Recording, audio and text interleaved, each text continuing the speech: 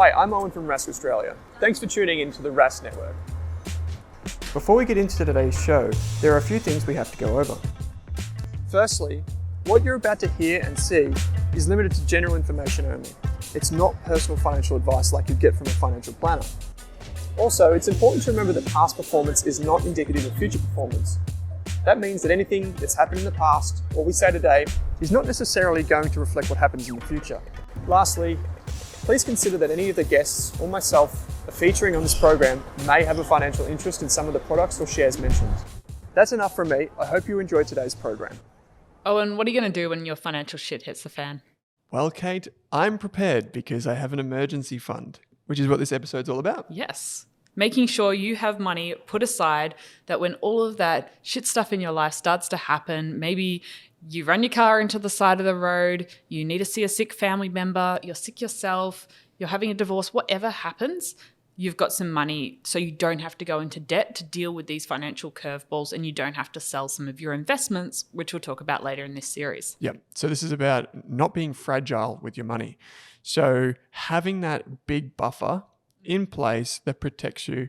And what it does, Kate, is it gives you peace of mind. Yes, it's that sleep at night factor, so you can live your life, you can make decisions, you can invest without having to worry about not having a bit of money put aside for when things go wrong. And in life, they inevitably do at some point. And sometimes they go all wrong all at once.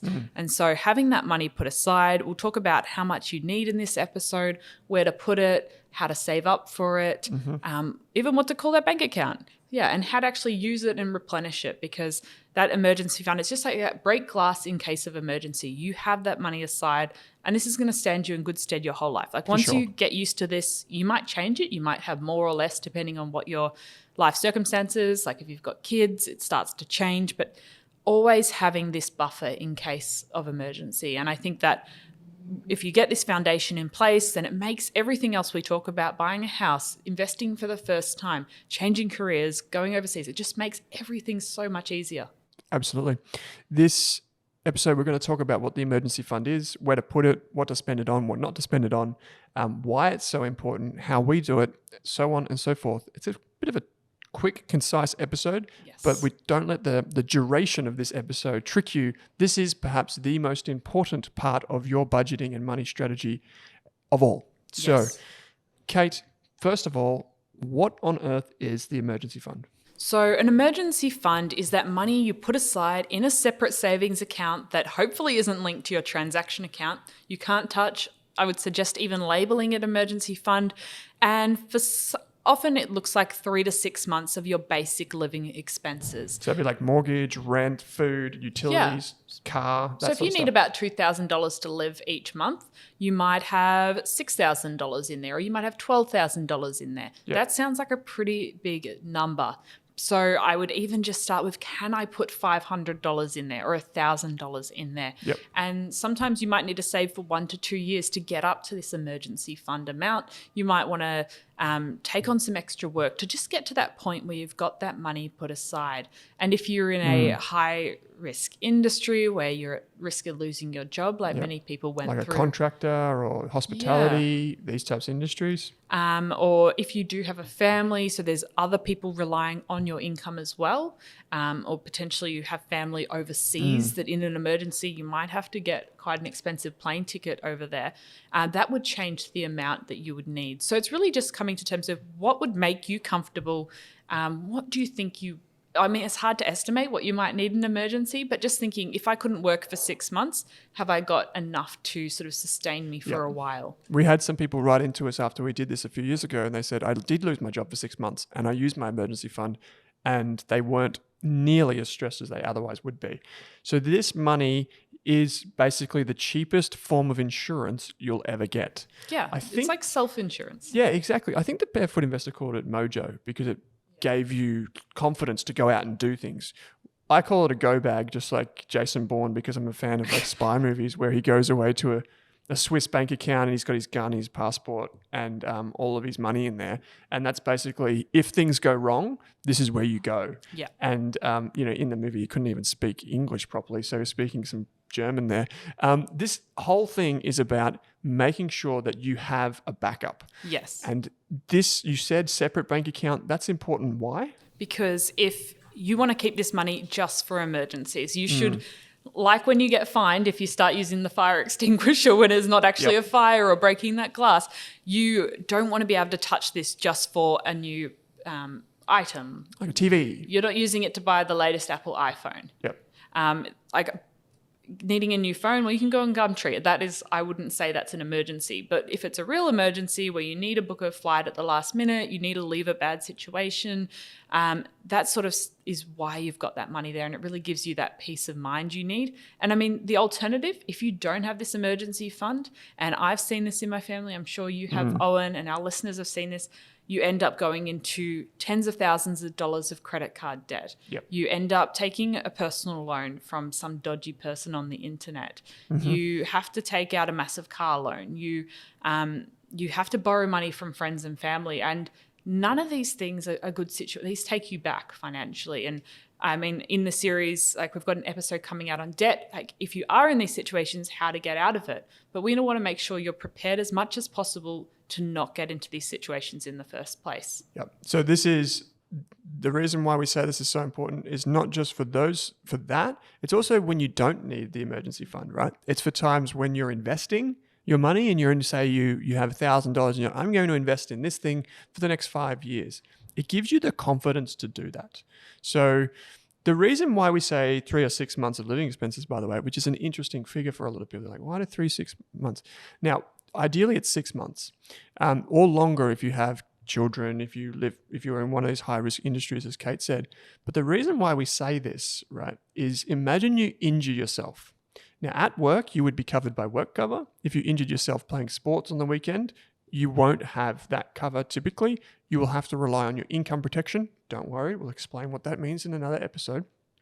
But typically, those things take time to start hitting your bank account. So let's say you injure yourself while you're playing netball on the weekend and you don't have an income for 3 months. Your income protection won't kick in typically for at least 3 months, sometimes longer. And so you need to get you between injury and that time, at a time when your medical expenses are probably going up. So this is that kind of cushion that gets you there. And another thing is job loss. What we find is that people do tend to take at least 6 weeks to find a new job after job loss. So again, this is a safety net to get you there. So that's basically where we find this emergency fund comes in. I personally, Kate, have never had to use my emergency fund. Touch wood. I'm guessing that I will need to use it sometime in my life, but I haven't had to use it yet. But I feel better knowing that it's there. Yeah, absolutely. And that's the thing. If you have to feel comfortable to use it if you do need to in an emergency. Yep. And also, you can replenish it. So if you do have a situation, you need to use a couple of $1,000s to get that flight or leave a job or get you through, use that money and then think, okay, now I'm back into a stable position. I can start saving up to replenish that emergency fund. So it's not something that once it's gone forever. You can start building it back up again. We've got actually an interesting community case study here from our Rask education site. And I might just read this out.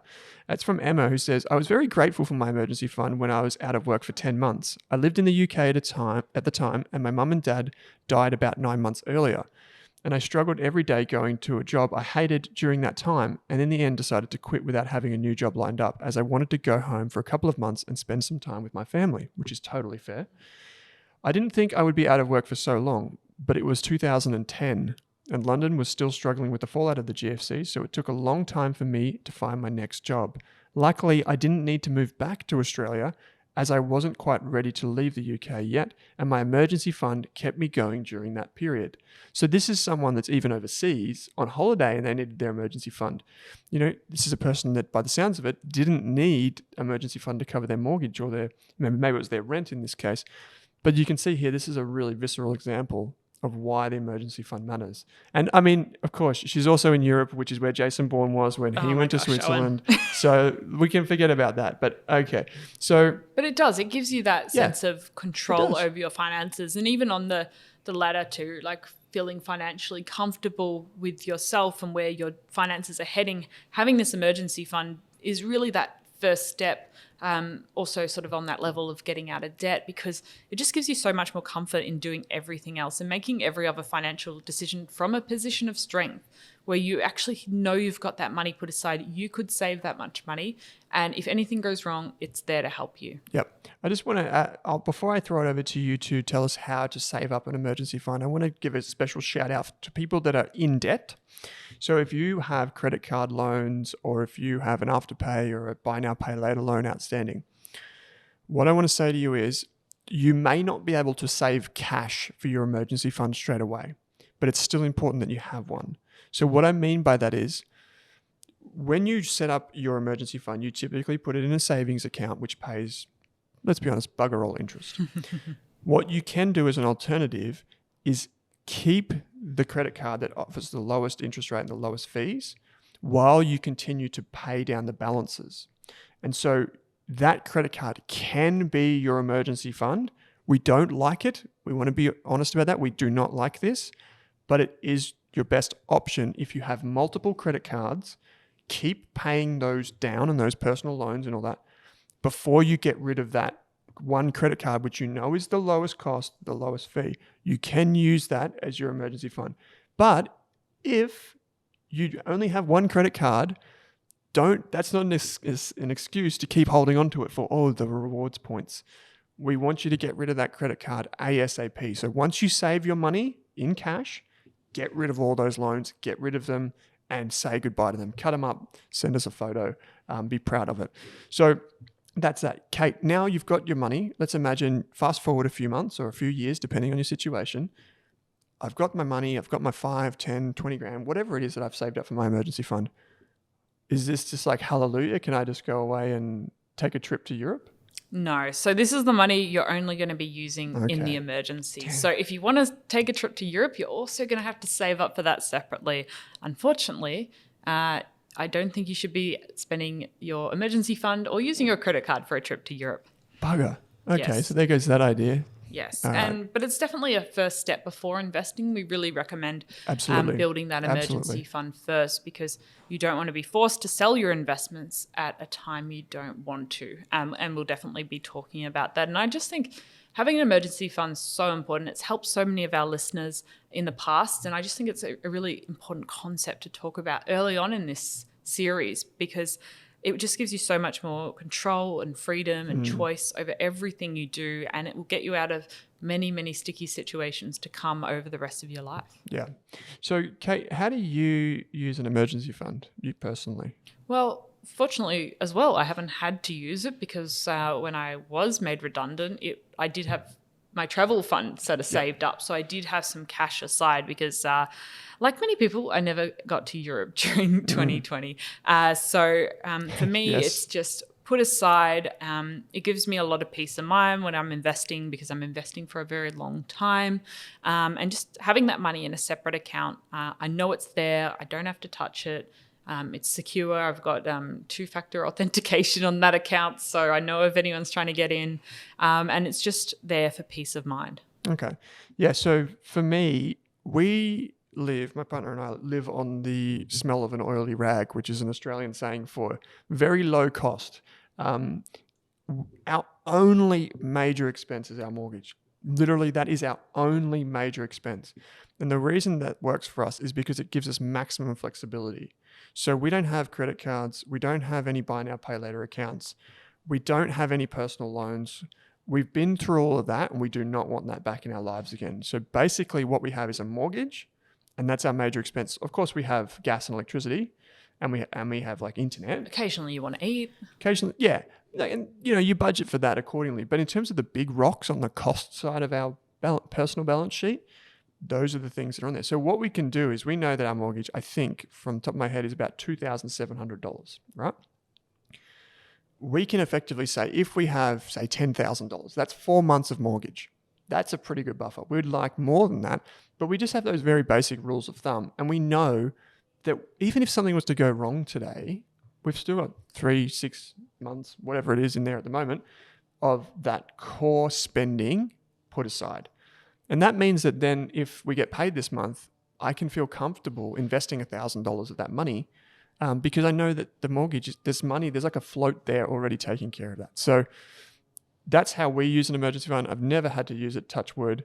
But if my family members, I've got family members all over Victoria and indeed Australia, if something was to go wrong, I could instantly get on the flight, not even bat an eyelid that we're spending that money. So Kate, in terms of takeaways, we've got 3 takeaways for people here. What are they?